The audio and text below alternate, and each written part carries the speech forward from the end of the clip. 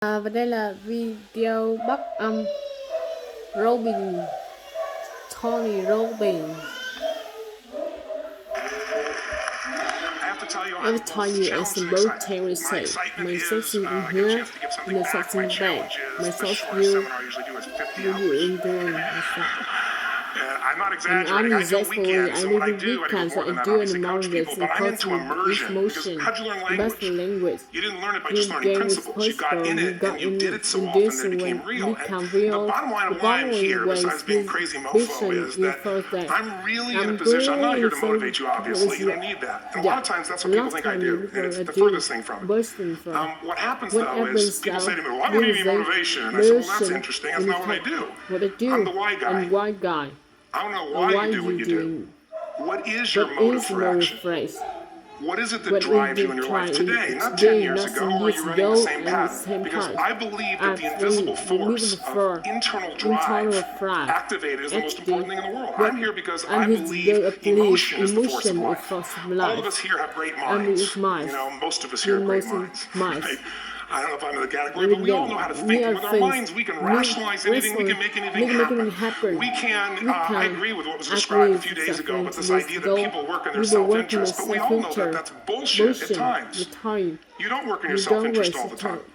Because when emotion comes into it, the wiring changes in the way it functions. And so it's wonderful for us to think intellectually about how the life of the world is, and especially those who are very smart. We can play this game in our head, but I really want to know what's driving you. And what I'd like to maybe invite you to do by the end of this talk is explore where you are today for two reasons. One, so that you can contribute more.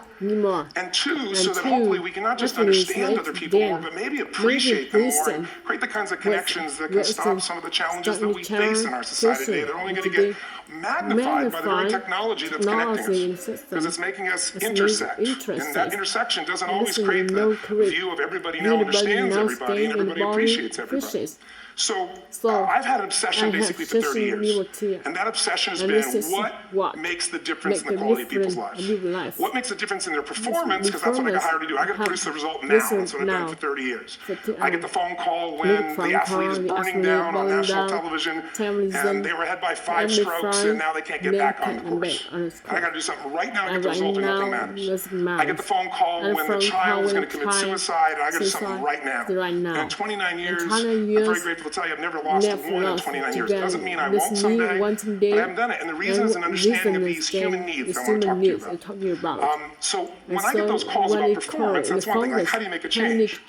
But also, I'm looking to see what is it that's shaping that person's ability to contribute, to do something beyond themselves.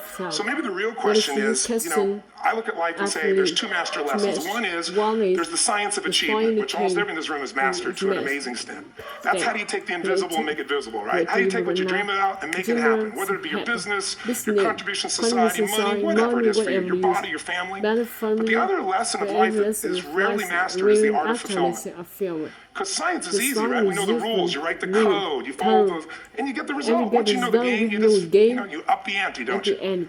But when it comes to fulfillment, that's an art. And the reason is it's about appreciation and it's about contribution. You can only feel so much by yourself. So I've had an interesting laboratory to try to answer the question of the real question, which is what's the difference in somebody's life if you look at somebody like those people that you've given everything to, like all the resources they say they need. You gave them not a $100 computer, you gave them the best computer. You gave them love, you gave them joy, you were there to comfort them. And those people very often, and you know some of them I'm sure, end up the rest of their life with all this love, education, money, and background, spending their life going in and out of rehab.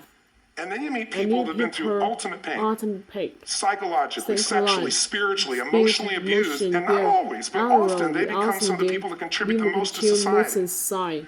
So the question we got to ask ourselves really is, what is it? What is it that shapes us? And we live in a therapy culture. Most of us don't do that, but the culture is therapy culture. And what I mean by that is the mindset that we are our past. And everybody in this room, you wouldn't be in this room if you bought that theory, but most of society thinks biography is destiny. The past equals the future. And of course it does if you live it. But what people in this room know and what we have to remind ourselves of is you can know something intellectually. You can know what to do and then not use it, not apply it. So really we're going to remind ourselves is decision is the ultimate power. That's what it really is. Now when you ask people, you know, have you failed to achieve something? How many have ever failed to achieve something significant in your life? Say I. Thanks for the interaction on a high level there. But if you ask people, why didn't you achieve something? Somebody who's working for you, or a partner, or even yourself, who failed to achieve a goal, what's the reason people say they failed to achieve? What do they tell you? Didn't know enough, didn't have the knowledge, didn't have the money, didn't have the time, didn't have the technology. I didn't have the right manager, didn't have the Supreme Court.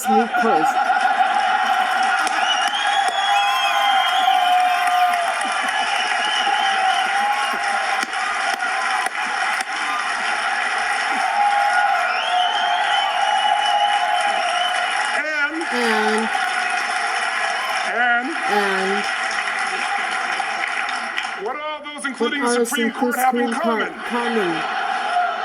They all claim to you missing resources, and they may be accurate. You may not have the money, you may not have the Supreme Court, but that is not the defining factor.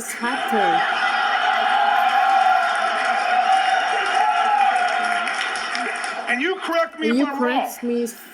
The defining factor is never resources, it's resourcefulness. And what I mean specifically, rather than just some phrase, is if you have emotion, human emotion, something that I experienced from you day before yesterday at a level that is as profound as I've ever experienced, and if you communicated with that emotion, I believe you would have beat his ass and won.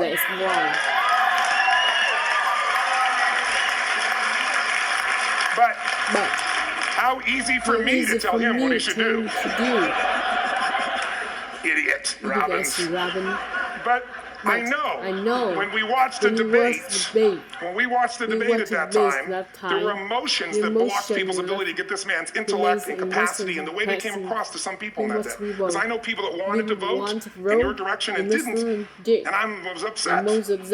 But there was emotion that was there. How many know what I'm talking about here? Say aye. So emotion is in it. If we get the right emotion, we can get ourselves to do anything. We can get through it. If you're creative enough, playful enough, fun enough, can you get through to anybody, yes or no? If you don't have the money, but you're creative and determined enough, you find the way. So this is the ultimate resource, but this is not the story that people tell us. Right? The story people tell us is a bunch of different stories. They tell us we don't have the resources, but ultimately, if you take a look here, flip it up if you would. They say, what are all the reasons they have in common? We said that. Next one, please. He's broken my pattern, that son of a bitch. But I appreciated the energy, I'll tell you that. What determines your resources? We said decisions shape destiny, which is my focus here. If decisions shape destiny, what determines it is three decisions. What are you going to focus on? Right now, you have to decide what you're going to focus on. In this second, consciously or unconsciously, the minute you decide to focus on something, you've got to give it a meaning. And whatever that meaning is produces emotion. Is this the end or the beginning? Is God punishing me or rewarding me, or is this the roll of the dice? And emotion then creates what we're going to do, or the action. So think about your own life, the decisions that have shaped your destiny. And that sounds really heavy, but in the last 5 or 10 years, 15 years, have there been some decisions you've made that if you made a different decision, your life would be completely different? How many can think of one, honestly? Better or worse? Say aye. So the bottom line is maybe it was where to go to work, and you met the love of your life there. Maybe it was a career decision. I know the Google geniuses I saw here. I mean, I understand that their decision was to sell their technology at first.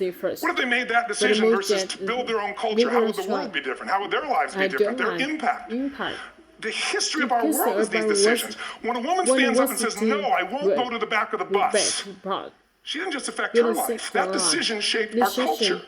Or someone standing in front of a tank, or being in a position like Lance Armstrong, and someone says to you, you got testicular cancer. That's pretty tough for any male, especially if you ride a bike. You got it in your brain, you got it in your lungs. But what was his decision of what to focus on? Different than most people. What did it mean? It wasn't the end, it was the beginning. What am I going to do? He goes off and wins 7 championships he never won once before the cancer because he got emotional fitness, psychological strength.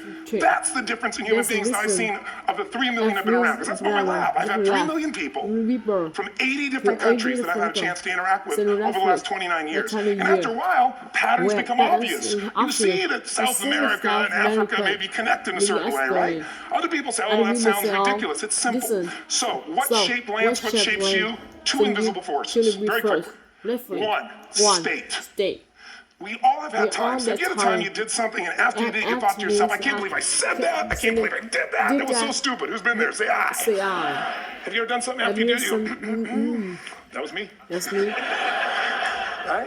It wasn't your ability, it was your state. Your model of the world is what shapes you long term. Your model of the world is the filter.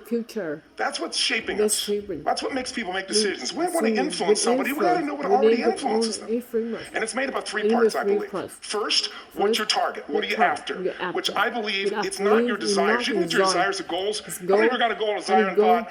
Is this all there is? How many been there? Say I. So it's needs we have. I believe there are 6 human needs. Second, once you know what the target that's driving you is, and you uncover it for the truth. You don't form it, you uncover it. Then you find out what your map, what's the belief systems that are telling you how to get those needs. Some people think the way to get those needs is destroy the world. Some people is to build something, create something, love someone. And then there's the fuel you pick. So very quickly, 6 needs. Let me tell you what they are. First one, certainty. Now these are not goals or desires, these are universal. Everyone needs certainty that they can avoid pain, at least be comfortable. Now how do you get it? Control everybody, develop a skill, give up, smoke a cigarette. And if you got totally certain, ironically, even though we all need that, like you're not certain about your health or your children or money, you don't think about much more. You're not sure the ceiling's going to hold up, you're going to listen to any speaker. But while we go for certainty differently, if we get total certainty, we get what? What do you feel if you're certain? You know what's going to happen, when it's going to happen, how it's going to happen. What would you feel? You feel bored out of your mind. So God, in her infinite wisdom, gave us a second human need, which is uncertainty. We need variety. We need surprise. How many of you here love surprises? Say I. Bullshit. You like the surprises you want. The ones you don't.